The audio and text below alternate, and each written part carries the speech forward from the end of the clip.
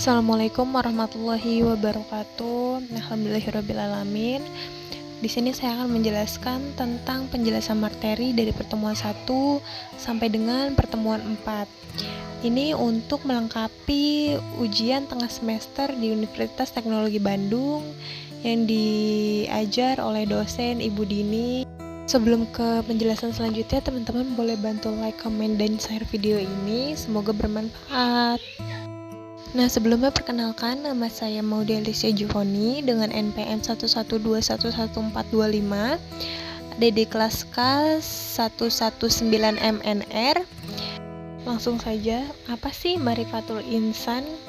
Yang ada di penjelasan pertemuan pertama, Marifatul Insan itu definisi manusia. Definisi manusia itu tersendiri bisa dipahami secara bahasa bahwa manusia itu berasal dari kata manu, Sanskerta, dan mens Latins yang berarti berpikir, berakal budi, atau makhluk yang berakal budi mampu menguasai makhluk lain. Secara istilah, manusia dapat diartikan sebuah konsep atau sebuah fakta, sebuah gagasan atau realitas, sebuah kelompok atau genus yang atau seseorang yang individu. Marifatul Insan mempunyai dua kata, yaitu marifat dan insan. Marifat berarti mengenal, sedangkan insan berarti manusia itu sendiri. Jadi Marifatul Insan dapat diartikan mengenali diri sendiri.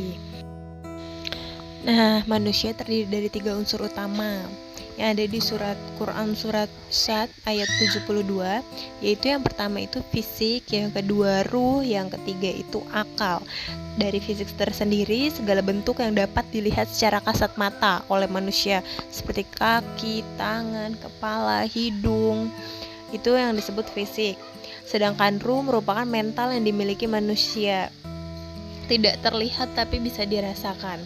Sedangkan akal, hal ini merupakan hal yang membedakan dengan makhluk yang lain, yang merupakan unsur yang digunakan manusia untuk mampu berpikir dan lain-lain. Masya Allah. Keistimewaan manusia itu ada 6. Yang pertama itu segi penciptaan. Kalau segi penciptaan, manusia adalah satu-satunya makhluk yang diciptakan Allah dengan sebaik-baiknya. Rupanya, segalanya itu sebaik-baiknya itu manusia. Yang kedua itu segi ilmu. Kalau dari segi ilmu, itu Allah menciptakan manusia dengan kelengkapan otak dan potensinya agar manusia mampu mengembangkan diri di alam dan sekitarnya. Kalau segi kehendak, manusia mampu menentukan mana yang dianggap baik dan mana yang dianggap buruk ketika ilmu belum mampu mengarahkan kepada kebaikan. Yang keempat itu segi posisi. Manusia diberi kedudukan yang tinggi di antara makhluk Allah yang lainnya, yaitu sebagai khalifah dan pemimpin di muka bumi ini. Yang kelima ada segi kemampuan bicara. Manusia juga diberi mulut dan kemampuan berbicara dengan karakter bahasa mereka masing-masing.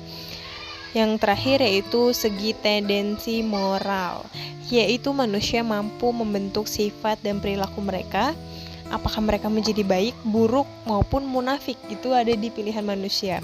Manusia sudah diberi keistimewaan seperti ini, jadi manusia bisa menentukan mau seperti apa mereka di muka bumi ini.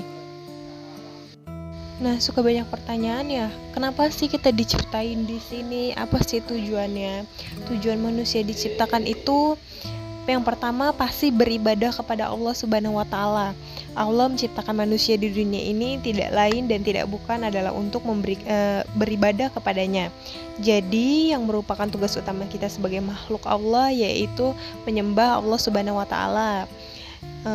Selanjutnya ada sebagai pemimpin di muka bumi. Masya Allah, selain menyembah Allah, manusia juga diberi tugas untuk menjadi khalifah di muka bumi ini. Dengan segala kelebihan yang dimiliki manusia dituntut untuk memanfaatkan segala sumber daya yang ada di bumi ini dengan sebaik-baiknya.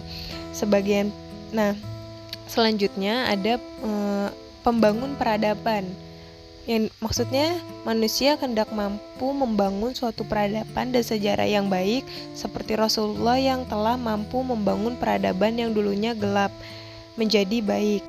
Dari pertemuan kedua yaitu tentang hakikatul insan, yaitu hakikat manusia. Hakikat manusia tuh ada 5. Yang pertama makhluk yang diciptakan, yang kedua mukarram yang dimuliakan, yang 3 mukallaf yang diberikan beban, yang keempat mukhayyar yang bisa memilih, yang kelima majzi yang diberi balasan. Kalau misalkan sebagai makhluk, ia diciptakan di atas fitrah Islam sebagai makhluk-makhluk yang lain. Kalau sebagai yang mukharam ya, yang dimuliakan, sesungguhnya kami telah menciptakan manusia dalam bentuk yang sebaik-baiknya. Jadi udah dimuliakan. Sedangkan yang mukallaf yang diberikan beban, dan ingatlah ketika Tuhanmu berfirman kepada malaikat, sesungguhnya aku hendak menjadikan khalifah di muka bumi. Sedangkan yang bisa memilih, yang keempat, sesungguhnya kami telah menunjukkan jalan yang lurus, ada yang bersyukur, ada pula yang kafir. Nah, yang terakhir ada yang diberikan balasan, barang siapa yang mengerjakan amal kebaikan seberat zarah pun niscaya dia akan mendapatkan balasannya, dan barang siapa yang mengerjakan amal kejahatan seberat zarah pun niscaya dia akan mendapatkan balasannya pula. Itu ada di Quran surat Al-Zalzalah ayat 7 dan ayat 8. Lalu di pertemuan selanjutnya ada tokotul insan atau potensi manusia. Potensi manusia itu apa sih? Potensi manusia adalah suatu hal yang memungkinkan seseorang dapat mengembangkan kekuatan, kesanggupan, dan daya. Ada apa aja? Ada 3 dari potensi manusia. Yang pertama ada potensi pendengaran. Artinya pendengaran secara bahasa itu kemampuan untuk mengenali suara. Sedangkan pendengaran menurut pandangan perspektif Islam adalah mendengarkan ajaran-ajaran agama Allah yang disampaikan kepada manusia, Rasul-Rasul Allah. Diberinya manusia hati, akal, dan pikiran untuk memikirkan, merenungkan, menimbang, dan membedakan mana yang baik bagimu dan mana yang tidak baik bagimu, mana yang bermanfaat bagimu dan mana pula yang tidak bermanfaat bagimu. Sedangkan potensi penglihatan adalah untuk mengenali cahaya, menafsirkan salah satu dari indera. Terakhir yaitu ada potensi hati. Kalau hati menurut Ibnu Rajab Hanbali yang dipetik oleh Mustad 2006, hati seperti di dalam hadis ini diumpamakan seperti raja kepada seluruh anggota badannya, itu seperti tentara yang patuh dan taat. Sekiranya raja itu seorang yang baik akhlaknya, maka semua tentaranya juga berakhlak baik. Namun sekiranya raja itu buruk akhlaknya, maka sebaliknya gitu. Selanjutnya ada nafsul insan, yaitu jiwa manusia. Ini itu adalah salah satu bukti kekuasaan Allah Ta'ala adalah diciptakannya jiwa. Ia adalah esensi dalam diri manusia yang bersifat halus, yang dapat merasakan sedih, gelisah, cinta, benci, dan atau sejenisnya. Tanpa jiwa, badan manusia nyaris tidak ada bedanya dengan patung.